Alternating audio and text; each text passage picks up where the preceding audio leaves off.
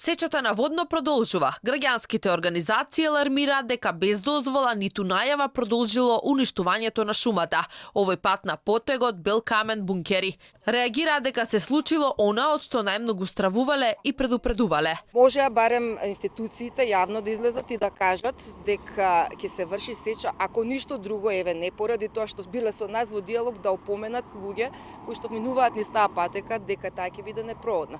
Како што веќе видоа доста и посетители на парк Шумата Водно овој викенд, местата на известни места патеките не се проодни, а нема никакви одбележувања. Штетата е направена, но процедурата не е запазена според законските прописи. Според нивни сознанија, на местото немало надлежни кои би извршиле увид на тоа што и како се сече, вели Стојановска.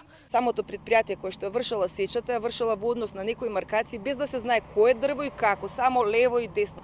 Сметаме дека тоа е апсолутно неисправно и не во ред да се изврши на тој начин, значи во дел каде што инсистираме дека е парк Шума, целата наша борба е за тоа што се работи за заштитено подрачје. Од град Скопје за сега нема одговор кој зошто дозволи сечата да проложи. Од граѓанската иницијатива го сакам Водно поднеле 13 барања за трајно решавање и заштита на парк Шумата, но веќе 3 месеци никој не ги удостоил со одговор. Чекував барем од град Скопје една посилна реакција на тоа што го предложивме. Ако ништо друго, барем една реакција да ќе земеме во обзир или не, вашите барања се неизводливи.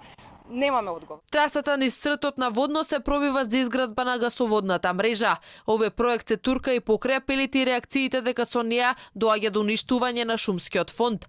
Според надлежните, ова решение е неисплатливо и немало простор за негово менување.